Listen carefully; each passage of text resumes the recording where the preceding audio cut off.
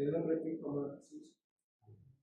Amén. Bueno, he escogido este salmo además porque estamos en la antesala del quinto aniversario de la congregación, lo cual es algo maravilloso, ¿verdad? Que Dios haya permitido que durante estos 5 años haya podido haber una congregación en Villena y, claro, los que Dios permita y que permita que vayamos creciendo, ¿no? Que la iglesia pueda crecer en números, pero sobre todo que pueda crecer en el conocimiento de su palabra, que pueda crecer en el vivir su palabra, que es muy importante, ¿no? Entonces, pues vamos a leer este salmo, que es el Salmo 122, que pertenece a un grupo de salmos que se llaman salmos graduales. Los salmos graduales es un grupo de salmos que abarca desde el Salmo 120 hasta el Salmo 134. Son 15 salmos denominados como salmos graduales o cánticos graduales. Y se llaman así porque los judíos los cantaban cuando iban subiendo a Jerusalén. Entonces, por eso son graduales. Conforme ellos iban subiendo, iban cantando estos salmos. Ellos tenían 3 fiestas durante el año. Están en Deuteronomio. 3 veces cada año aparecerá todo varón tuyo delante de Jehová tu Dios en el lugar que él escogiere.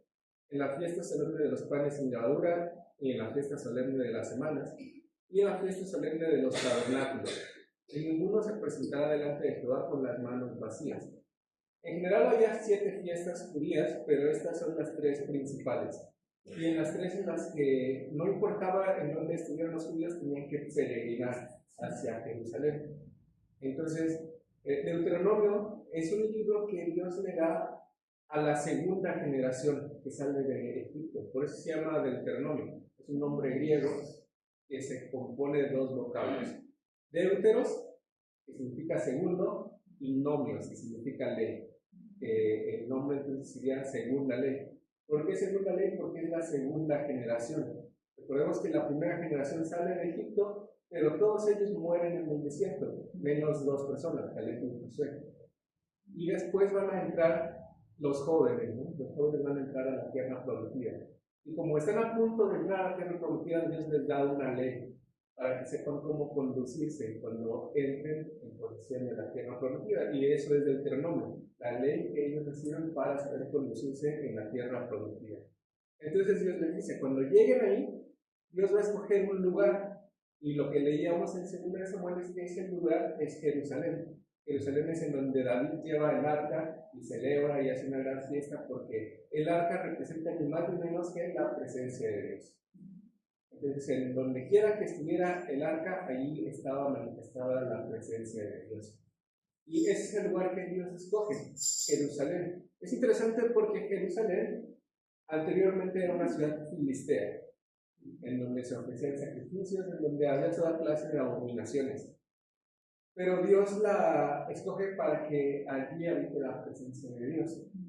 Eso para mí es algo muy simbólico de lo que sucede en la vida del cristiano. Porque Dios viene a habitar en nuestros corazones, pero nuestros corazones antes eran lugares de adoración para cualquier cosa menos para Dios, ¿verdad? Pero Dios los purifica, Dios los transforma y ahora Dios hace morada en nuestros corazones, tal cual como pasó en Jerusalén. Anteriormente se adoraba a ídolos, pero ahora se adora al Dios verdadero. Entonces hay 3 fiestas en las que los judíos tenían que subir. Lamentablemente no todos tenían la posibilidad de subir a Jerusalén las 3 veces. Algunos subían una vez al año y algunos incluso subían una vez en su vida, porque eran tiempos difíciles. Entonces algunos vivían en Egipto, algunos vivían incluso en España, algunos vivían lejos de Jerusalén. Algunos les tomaba hacer un recorrido de meses y algunos incluso podían hacer un año peregrinando para poder llegar a la fiesta, a alguna de estas 3 fiestas. Entonces era algo complicado. Pero mientras ellos iban subiendo, iban cantando estos salmos, estos 15 salmos que hablan acerca de ese peregrinaje. Entonces, el primero de esos salmos es el Salmo 120. Lo vamos a leer rápidamente para irnos dando una idea de lo que significaba hacer este peregrinaje.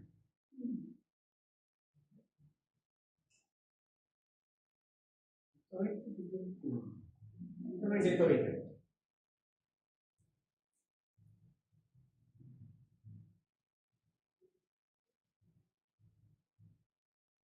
¿Estamos ahí? Amén. Bien. Dice, a Jehová clamé estando en angustia y él me respondió. Libra mi alma, oh Jehová, del labio mentiroso y de la lengua fraudulenta. ¿Qué te dará o qué te aprovechará, oh lengua engañosa? Agudas saetas de valiente con brasas de neón. Ay de mí que moro en Mesec y habito en las tiendas de Cedar. Mucho tiempo ha morado mi alma con los que aborrecen la paz. Yo soy pacífico, mas ellos, así que hablo, me hacen guerra. ¿Se dan cuenta? Está hablando un extranjero, un judío que vive como extranjero en las tierras de Mesec y en las tiendas de Cedar.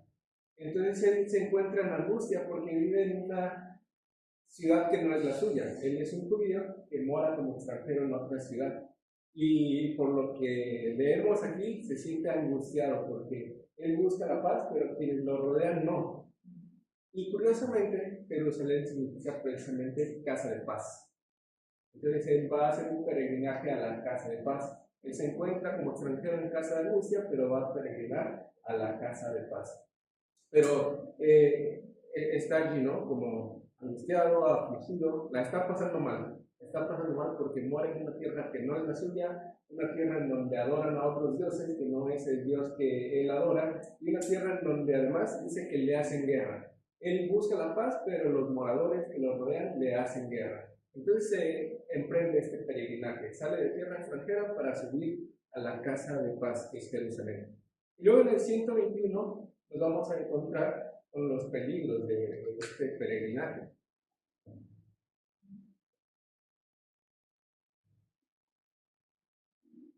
Los peligros del camino. El Salmo 121 dice, alzaré mis ojos a los montes, ¿de dónde vendrá mi socorro? Mi socorro viene de Jehová, hizo los cielos y la tierra. No dará tu pie al ladrero, ni se dormirá el que te guarda. He aquí no se adormecerá ni dormirá el que guarda a Israel. Jehová es tu guardador, Jehová es tu sombra a tu mano derecha. El sol no te fatigará de día, ni la luna de noche. Jehová te guardará de todo mal, él guardará tu alma, Jehová guardará tu salida y tu entrada desde ahora y para siempre. Entonces, sale de esta tierra extranjera, va en el camino, pero el camino es peligroso.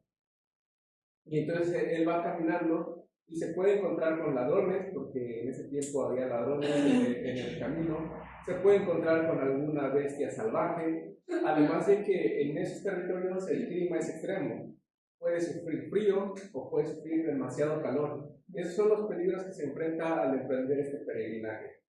Peligros de ladrones, peligros de animales y peligros propios del camino, que además no era una autovía, ¿verdad? No estaba pavimentado ni nada, tenía que hacer este camino a pie, probablemente montado en algún animal, pero lo más probable es que lo hiciera a pie. Por eso es que algunos se tardaban hasta un año, porque iban andando hasta llegar a la casa de Jerusalén. Entonces se enfrenta con varios peligros, y él dice entonces, voy en este camino, alzo mis ojos, ¿de dónde vendrá mi socorro? Mi socorro viene del Señor. Pero además dice, levanto mis ojos a los montes.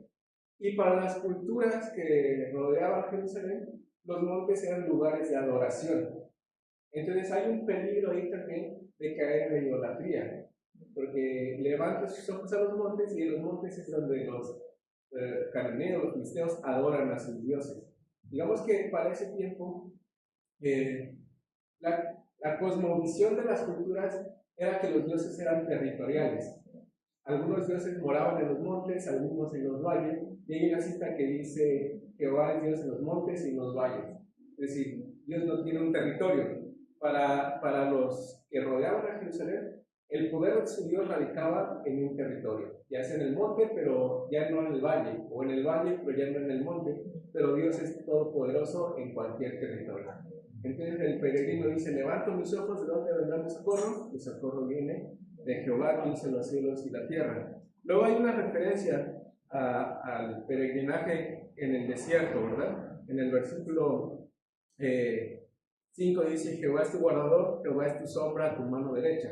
Nos hace recordar a los que salen de Egipto y una columna de nube los cubre y los guía.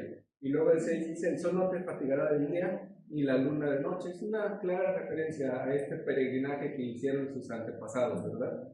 Pero ahora él dice, yo voy en este peregrinaje y también Dios es quien me va guardando, quien me va guiando.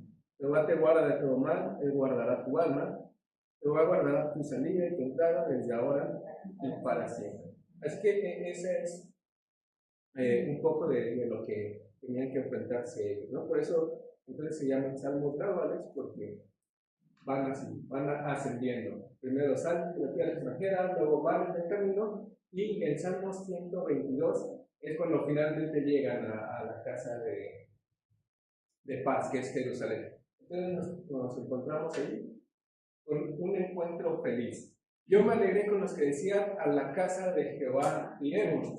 Claro, porque van peregrinando de todas partes hacia un mismo punto que es Jerusalén, y en algún punto se encuentran con otros peregrinos. Alguien viene del norte, alguien viene del sur, del este, del oeste, y hay un punto en el que se encuentran. Y entonces alguien le pregunta, ¿hacia dónde vas? Voy a Jerusalén a adorar a Dios. Yo también voy para allá, y es un encuentro feliz. De hecho, les decía que hace 8 días nos regalaron un cuadro precioso, las hermanas nicaragüenses. Entró una hermana María, que no hoy no está, pero María se alegró de encontrarse con otras personas nicaragüenses. Y al final del punto se fueron platicando juntas y todo eso, porque ella dijo, por fin encontré una iglesia y además encontré personas que son de mi mismo país, ¿no? Entonces se alegraron porque eran hermanas en la fe, porque están en esta ciudad como extranjeras, pero tienen ahora con quién relacionarse. Entonces es precisamente esta imagen del peregrino. Mora en una tierra extranjera, pero de repente se encuentra con otro judío y se alegra de ese encuentro porque los dos se dirigen hacia un mismo sitio. Entonces, hay diferentes tipos de alegría. La alegría de viajar juntos. Probablemente este extranjero salió solo, probablemente salió con su familia, pero ahora tiene compañía. ¿Y qué implica la compañía? Bueno, implica que ahora los peligros se reducen. Porque no es lo mismo que salga un asaltante y te enfrenta solo a que te enfrente con un grupo. Ahora vas más protegido. Entonces la alegría de viajar juntos porque simboliza protección. Simboliza compañía, simboliza protección. Por ejemplo, de la ciudad de Jericó a Jerusalén hay alrededor de 24 kilómetros. Es una distancia larga para andar a pie. Pero entonces es una oportunidad para conocer a otro peregrino.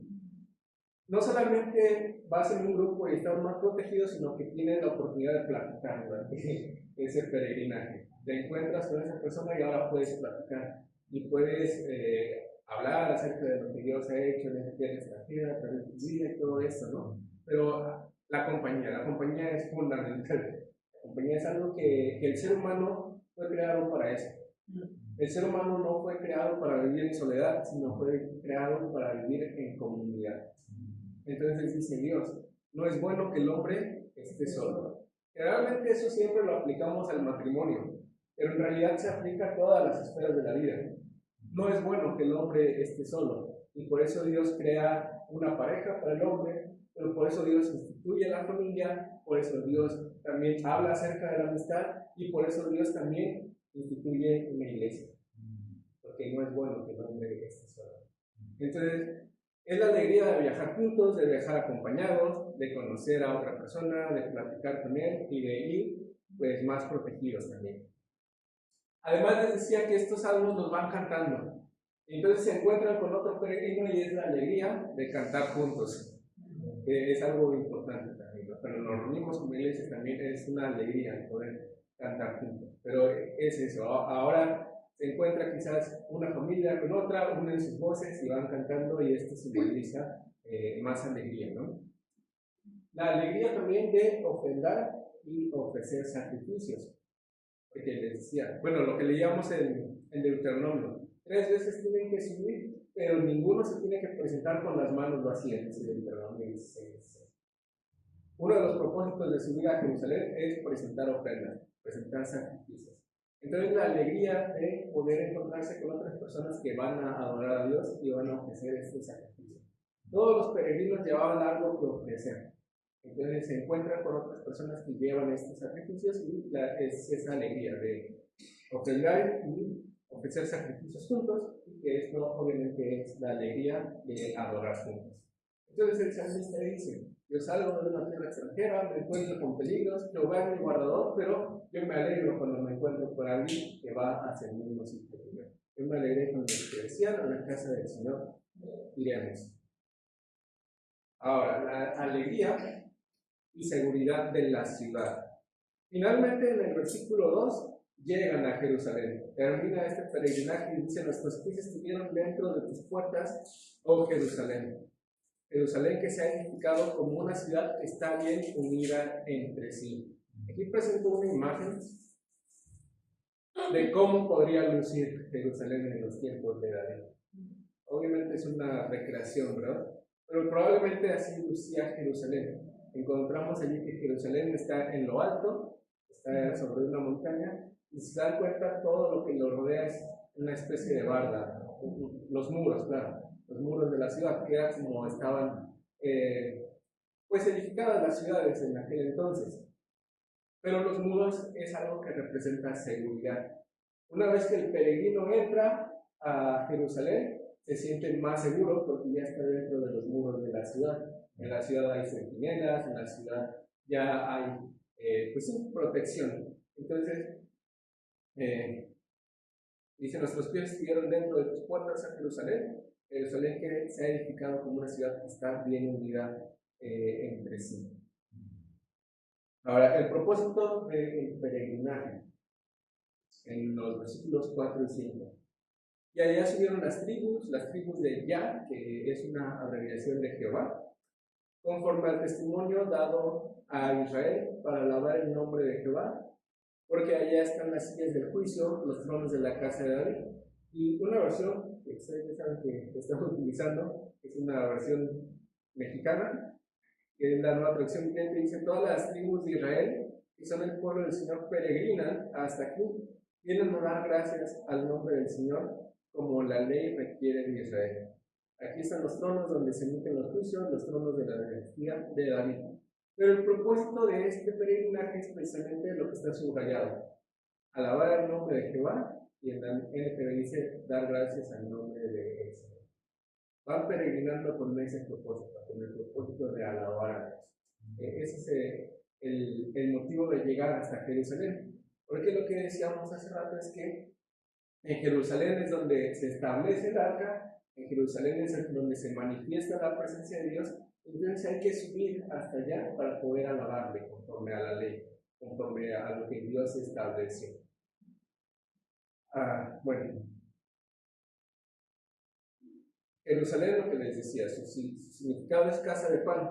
Y entonces ahora viene de parte del salmista. De paz, perdón.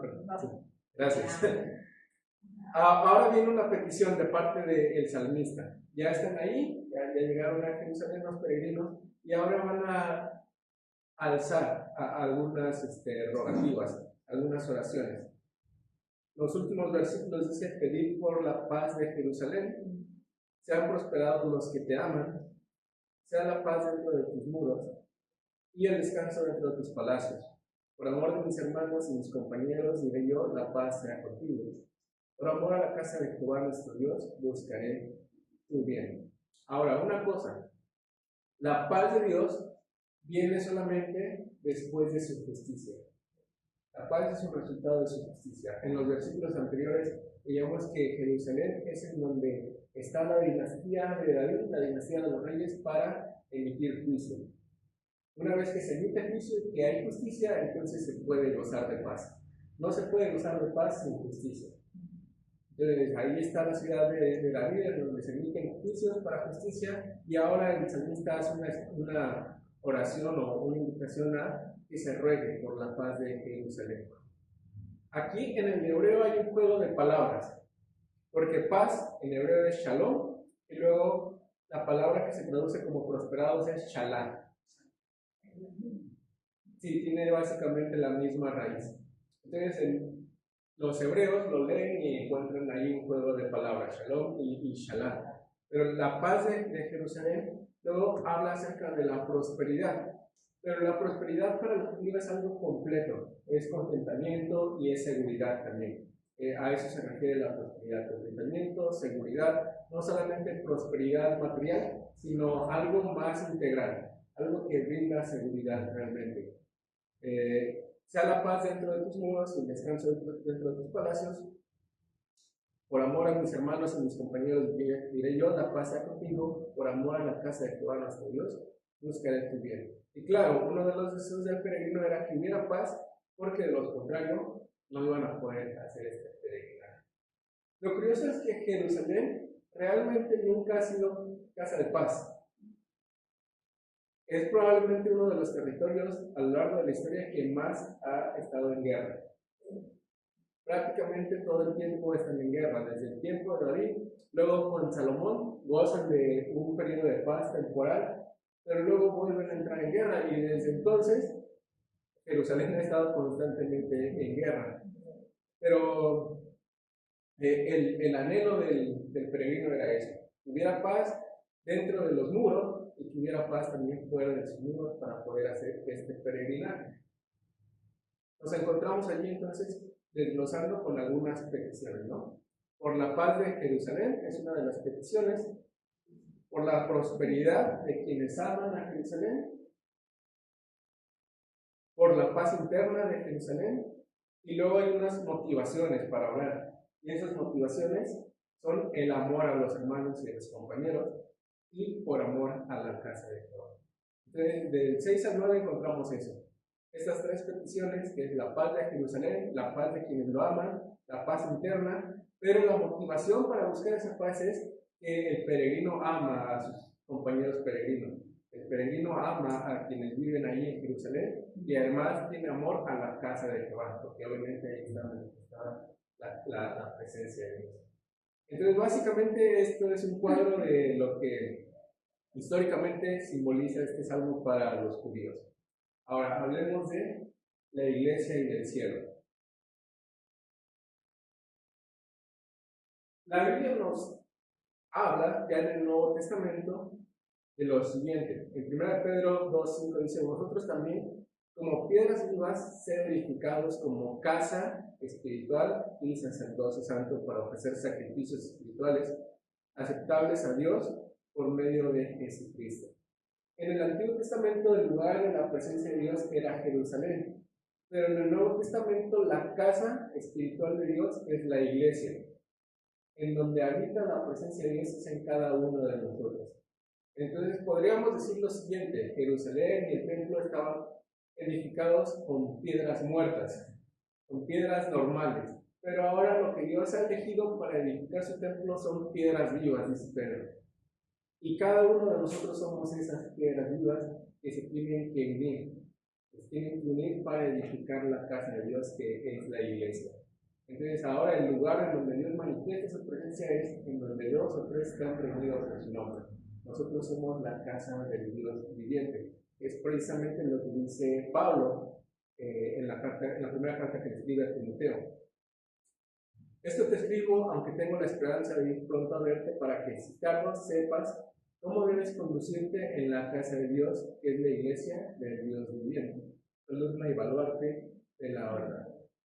En Deuteronomio hay una ley de cómo conducirte cuando entres a la tierra prometida, pero ahora Pablo le dice cómo conducirte cuando estés en la congregación.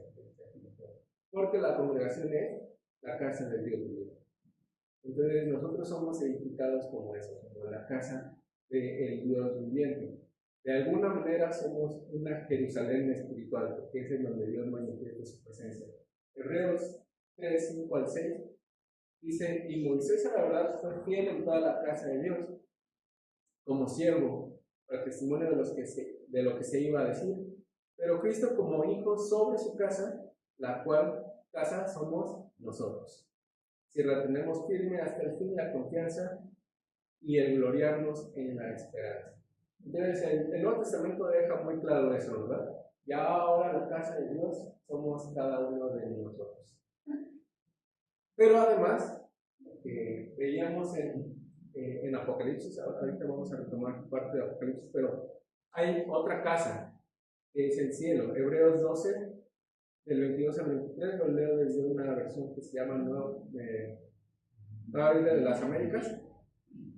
Dice, ustedes en cambio se han acercado al monte Sión y a la ciudad del Dios vivo, la Jerusalén celestial. Está ya hablando del cielo, ¿no? Y miradas de ángeles a la asamblea general e iglesia de los primogénitos que estén inscritos en los cielos, y a Dios, el juez de todos, y a los espíritus de los justos hechos ya perfectos. Entonces el Nuevo Testamento habla de dos casas. Es la iglesia, pero además el cielo, que es en donde mora Dios. Esa es la verdadera Jerusalén, la Jerusalén celestial. Y Apocalipsis, veíamos el capítulo 21, dice: entonces me llevó en el espíritu a un monte grande y alto y me mostró la ciudad santa, Jerusalén, que descendía del cielo de Dios y tenía la gloria de Dios. Su fulgor era semejante a una piedra muy preciosa, como una piedra de jaspe que se libra. Y nosotros ya hemos leído el resto de estos versículos. Pero precisamente habla de otra Jerusalén, ¿verdad? La Jerusalén celestial. Y si ustedes pusieron atención en lo que leíamos ahí, decía que la longitud, la anchura y la altura eran exactamente iguales. ¿De qué nos está hablando esto? De un cubo, ¿no?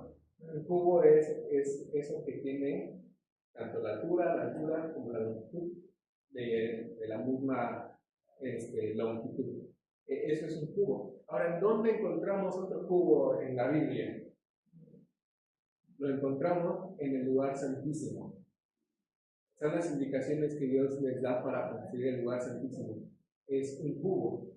El templo de Dios estaba constituido así: los atrios, el lugar santo y el lugar santísimo. Y el lugar santísimo era un cubo. Y ahí se manifestaba la presencia de Dios. Ahora, Apocalipsis habla de esta ciudad celestial que tiene las mismas medidas que un cubo, porque está haciendo una referencia al lugar en donde habita la presencia de Dios. Es la ciudad celestial en donde Dios mora en medio de los hombres. Y veíamos en lo que leíamos que además describe también los muros de la ciudad, ¿verdad? Describe todo eso porque es una ciudad a la que nos conocimos.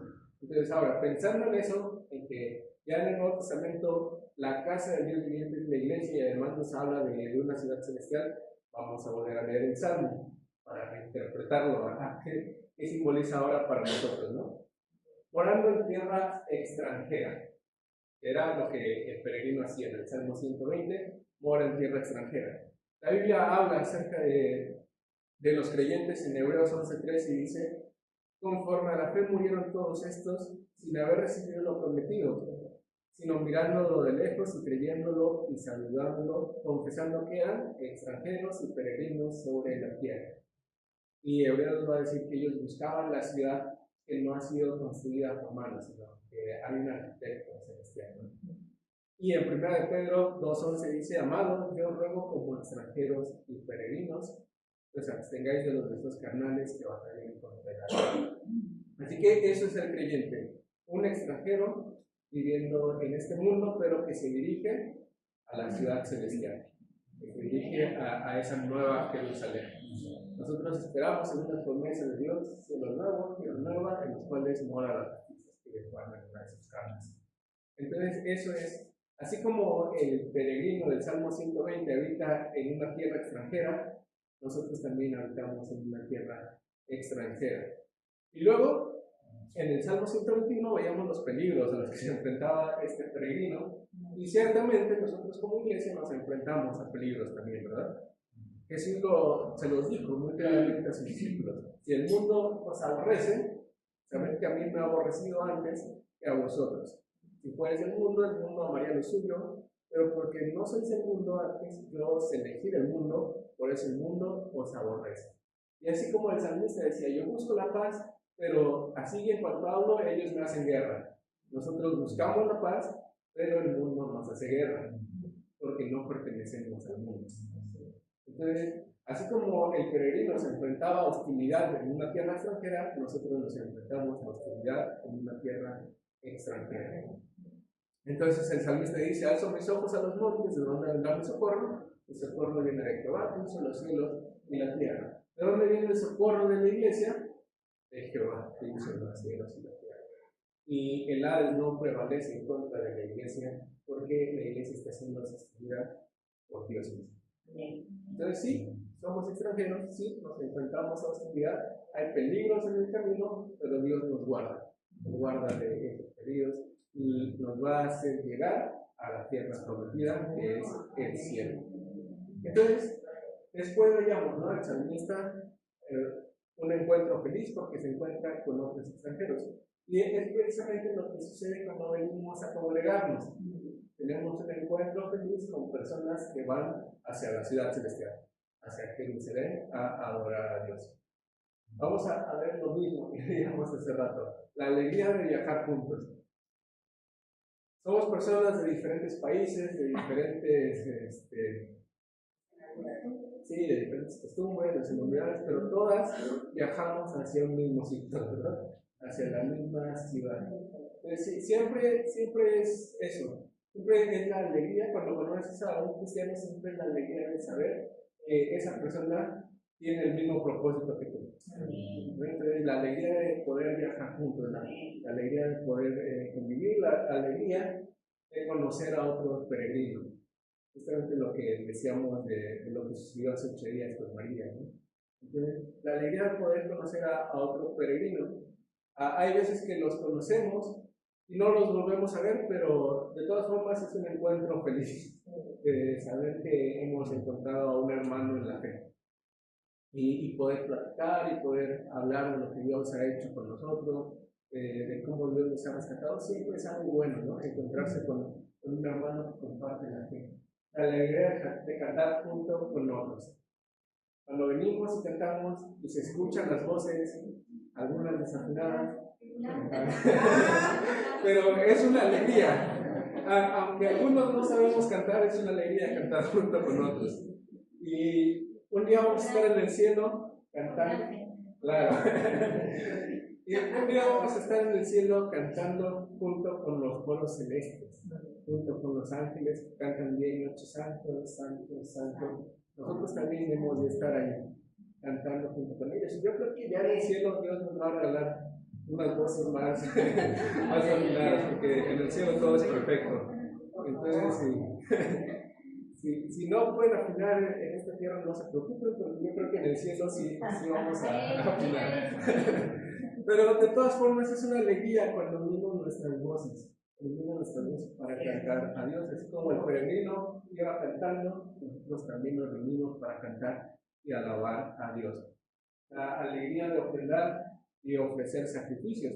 Sabemos que Deuteronomio dice, nadie se presente sin llevar algo, ¿no? Nadie puede presentarse con las manos vacías. Y nosotros venimos aquí también para presentar ofrendas, para presentar sacrificios, porque el pastor decía, ¿no? Acerca de Romanos 12, los sacrificios somos nosotros mismos. Ese es nuestro culto racional. Presentar nuestros corazones como sacrificios. Entonces derramamos, a lo mejor sí, hay una ofrenda económica que damos, pero sobre todo el ofrecer nuestros corazones a Dios. Nos reunimos en esta congregación cada 8 días para ofrendar y ofrecer nuestra vida en sacrificio. Pero nuestra vida en sacrificio además es una vida que tenemos que sacrificar día a día. Vamos hacia esa ciudad para ofrecer sacrificios y la alegría de adorar a Dios. Entonces, así como el salmista, así también nosotros como extranjeros, pero yendo hacia un mismo lugar. La alegría y seguridad de la ciudad. Nuestros pies estuvieron dentro de tus puertas a Jerusalén, Jerusalén que es edificado como una ciudad que está bien unida entre sí. Y la Biblia habla acerca de la unidad de la iglesia. Pablo escribe en la primera carta a los Corintios: os ruego pues, hermanos, por el nombre de nuestro Señor Jesucristo, que habléis todos una misma cosa, y que no haya entre vosotros divisiones, sino que estéis perfectamente unidos en una misma mente y un mismo parecer. Así como Jerusalén está edificada como una ciudad que está unida, la iglesia es una ciudad que tiene que estar bien unida. En la iglesia no puede haber divisiones, que claro, a causa de nuestra naturaleza las llega a haber, pero tal cual Cristo estableció su iglesia es para que seamos uno. Justamente la oración sacerdotal de Jesús en Juan 17:21 está orando al Padre y dice: para que todos sean uno, así como tú, oh Padre, en mí y yo en ti, que también ellos sean uno de nosotros para que el mundo crea que tú me enviaste. El propósito de la iglesia es vivir en unidad. Y volvemos a lo mismo. Tenemos diferentes costumbres, diferentes nacionalidades, pero estamos unidos en un mismo espíritu. Todos nosotros hemos sido lavados por la sangre del Cordero. La misma sangre que me lavó a mí, los lavó a ustedes. Entonces, eso nos hace hermanos de sangre. Somos hermanos de sangre, de la sangre de Jesucristo. Y somos hijos adoptados del mismo Padre, que es nuestro Padre Celestial. Es que pertenecemos a esta misma familia y dice la Biblia que el amor es el vínculo perfecto. El amor es lo que nos une, ¿verdad? Y es precisamente lo que vamos a ver ahorita. El propósito del peregrinaje, entonces decíamos, es alabar el nombre de Jehová y dar gracias. Y ese es nuestro propósito. Tenemos que estar unidos para alabar y para dar gracias a nuestro Dios. Y luego veíamos esto, ¿no? Las peticiones que el salmista hace de pedir por la paz. Pedir por la paz para que sean prosperados. Entonces aquí vamos a hacer un poco unos cambios. En las peticiones el salmista ora por la paz de Jerusalén, pero ahora nosotros, como entendemos que la nueva Jerusalén somos nosotros, tenemos que orar por la paz de la iglesia, ¿verdad? Tenemos que orar para que haya paz en la iglesia local, pero que haya paz en la iglesia alrededor del mundo, claro, de la iglesia universal, porque al final la iglesia es una sola, a lo largo del mundo, ¿verdad? La prosperidad de quienes aman a la iglesia. Y decíamos hace un momento, prosperidad significa algo completo, ¿no? La prosperidad en el lenguaje bíblico es tener también seguridad, tener confianza. No solamente es prosperidad material. A veces se ha abierto estas ramas de personas que hablan acerca de la prosperidad material y que si eres hijo de Dios te tiene que ir bien y tienes que ser próspero económicamente. La Biblia no está peleada con la prosperidad económica, pero no la promete para todos. Hay veces que vamos a pasar necesidades, hay veces que vamos a pasar por enfermedades y que vamos a pasar por situaciones económicas complicadas. Y hay veces que Dios va a permitir que un hermano prospere, claro, tampoco Dios está peleado en contra de eso. Pero cuando permite que una persona prospere económicamente, lo hace para que esa persona pueda bendecir a otros. Ese es el propósito de la prosperidad. Pero en ese sentido es una prosperidad en todo. Como en la Biblia dice, ¿no? Que seas prosperado en todo, así como prospera tu alma.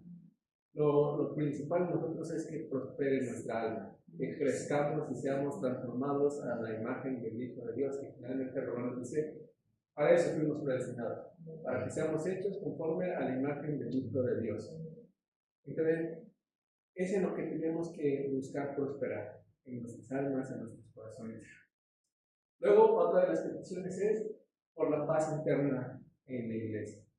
Así como Jerusalén podía estar en guerra contra los filisteos, contra los jebuseos y demás. A veces en Jerusalén había guerras civiles también. Lo encontramos incluso en la misma casa de David, en donde Absalón se rebela en contra de su padre. Entonces hay guerra dentro de los muros. Y a veces hay guerra dentro de la iglesia, dentro de las mismas congregaciones, que no debería ocurrir, pero lo hay. Pablo escribe una carta a los Corintios, porque los corintios unos decían yo soy de Pablo, otros decían yo soy de Apolos, otros yo soy de Cefas. Y Pablo les escribe para decirle que eso no debe suceder en la iglesia, ¿verdad? Entonces, la iglesia es un lugar donde, como veíamos, tenemos que estar unidos, en un mismo sentir, en un mismo parecer. Son peticiones que tenemos que hacer por la paz de la iglesia, por la paz de aquellos que no hacen guerra, ¿no? Por poder encontrar paz, por la prosperidad de los que formamos parte de la iglesia, pero por la paz entre nosotros, por la paz dentro de la congregación. Ahora, la motivación para orar es precisamente el amor a los hermanos y el amor a la casa de Jehová. Pero ahora, la casa de Jehová somos nosotros, entonces es necesario que oremos los unos por los otros. Es necesario que estemos al pendiente de nuestras necesidades. Y para eso es necesario que seamos abiertos, ¿verdad? La iglesia, así como Jerusalén era el lugar seguro para los peregrinos, La iglesia debe ser el lugar seguro para los miembros de la congregación. En la iglesia nosotros tenemos que tener la confianza de que puedo yo compartirle algo a mi hermano y él no lo va a andar divulgando por todos lados, sino que él va a apoyarme en lo que más pueda. A lo mejor me va a apoyar ofreciéndome algo, o a lo mejor su manera de apoyar es orando. Pero estamos para eso, para apoyarnos entre todos nosotros, ¿verdad? Y sobre todo la mejor manera de apoyar siempre va a ser la oración. C.S. Lewis decía, puedes orar por alguien que no amas, pero no puedes amar a alguien sin orar por él. Y es cierto. Puede entrar una persona que no conoces, pedirte que ores por ella, y tú oras por ella, y después te olvidas de ella porque no hay un vínculo, porque no hay amor, y puedes orar por ella aún sin amarla. Pero si amas a alguien, no puedes amarlo sin orar por él. Entonces, estamos llamados a eso, a orar por nuestros hermanos, a orar por aquellos que constituimos la casa del Señor. Y bueno, las conclusiones a las que llegamos.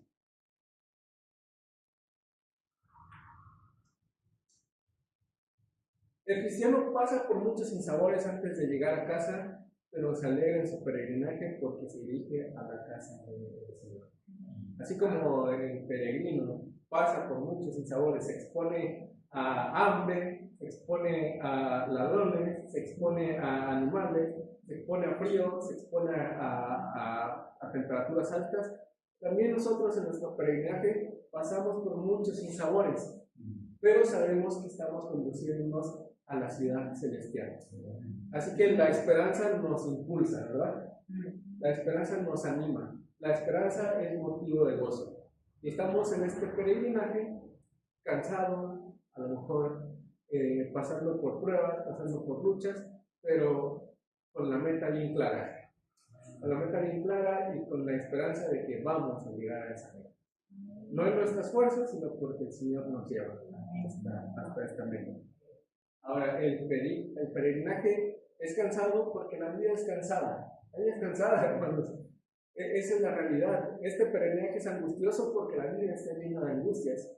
Pero en todo esto nuestro socorro viene de Jehová. Entonces nos vamos a enfrentar con cosas que nos disgustan. Nos vamos a encontrar con cosas que nos agobian. Eso es innegable. Estamos en esta tierra como extranjeros y el peregrinaje es muchas veces cansado. A veces ya no tenemos fuerzas para seguir, pero Dios multiplica las fuerzas de quien no tiene ninguna. Las matemáticas de Dios son interesantes, porque en la escuela nos enseñan que multiplicar cualquier cosa por cero da cero. Pero Dios dice multiplica las fuerzas de quien no tiene ninguna. En las matemáticas de Dios, aunque nuestras fuerzas dan cero, Él las puede multiplicar y Él nos da nuevas fuerzas. Entonces, aunque el peregrinaje es cansado, Dios nos impulsa. Él no nos abandona. Él continúa con nosotros, ¿verdad? Este peregrinaje es angustioso, está lleno de angustias, pero en todo nuestro socorro viene de Jehová. Así que cuando estemos cansados, cuando estemos angustiados, afligidos, levantemos nuestros ojos a los montes y vamos a encontrar el socorro de parte de Dios. Levanto mis ojos a los montes, ¿de dónde vendrá el socorro? El socorro viene del Señor que hizo los cielos y la tierra. Ahora, en nuestro caminar cristiano decíamos, entonces necesitamos compañeros de viaje. Necesitamos establecer vínculos fuertes. Necesitamos establecer relaciones saludables. Necesitamos establecer relaciones que no se rompan tan fácilmente. Vínculos estrechos, ¿no? Entonces, veíamos en la semana Hebreos 10 que Hebreos dice no dejen de congregarse como algunos tienen por costumbre, pero además dice hay que nos animemos unos a otros al amor y a las buenas obras. ¿Cómo podemos hacer eso? A través de vínculos estrechos, a través de caminar juntos. No podemos caminar en solitario. Si bien es cierto, un cristiano nunca está solo porque Dios lo acompaña, también el plan de Dios es que viajemos con otros peregrinos. Nunca el plan de Dios es que caminemos solos. Siempre el plan de Dios es que tengamos a otros peregrinos caminando a nuestro lado. Caminando a nuestro lado, porque si uno cae, el otro le levanta. Entonces necesitamos eso. En nuestro caminar cristiano necesitamos, además del socorro que viene de Dios, necesitamos compañeros de viaje, necesitamos hacer relaciones fuertes. Y luego, el anhelo del salmista y de los peregrinos se va a cumplir cuando el reino del príncipe de paz se manifieste. Entonces Jerusalén será verdaderamente casa de paz. Les decía hace rato, Jerusalén, a pesar del nombre que tiene, siempre ha estado en guerra. Pero en la nueva Jerusalén se va a cumplir ese anhelo del salmista, pedir por la paz de Jerusalén. Y en la nueva Jerusalén, como es un reino de justicia, les decía yo, la paz es el resultado de la justicia. Y como en la nueva Jerusalén es un reino de justicia, allí finalmente Jerusalén será la casa de paz. Finalmente gozaremos de paz. Y quiero cerrar con una profecía que encontramos en Zacarías. Dice, y Jehová será rey sobre toda la tierra. En aquel día Jehová será uno y uno su nombre. Toda la tierra se volverá como llanura desde Jehová hasta Rimón, al sur de Jerusalén. Y esta será enaltecida y habitada en su lugar desde la puerta de Benjamín hasta el lugar de la puerta primera, hasta la puerta del ángulo y desde la torre de Hananel hasta los lagares del rey. Y morarán en ella y no habrá nunca más maldición, sino que Jerusalén será habitada confiadamente. Que es básicamente la misma idea de la prosperidad que encontramos en el Salmo. ¿Y por qué queremos confiadamente? Porque Jehová estará aquí reinando. Entonces somos peregrinos que nos conducimos a este lugar en donde moraremos confiadamente, pero somos peregrinos que nos necesitamos en esta hora. Vamos a nuestra ciudad celestial, nos enfrentamos en peligros, pero confiamos en Dios y confiamos en que vamos a habitar en esa nueva Jerusalén. ¿Me acompañan ahora? Padre, cuántas gracias te damos por tu palabra, Señor. Te damos gracias porque tú nos has llamado de tierra extranjera para encontrarnos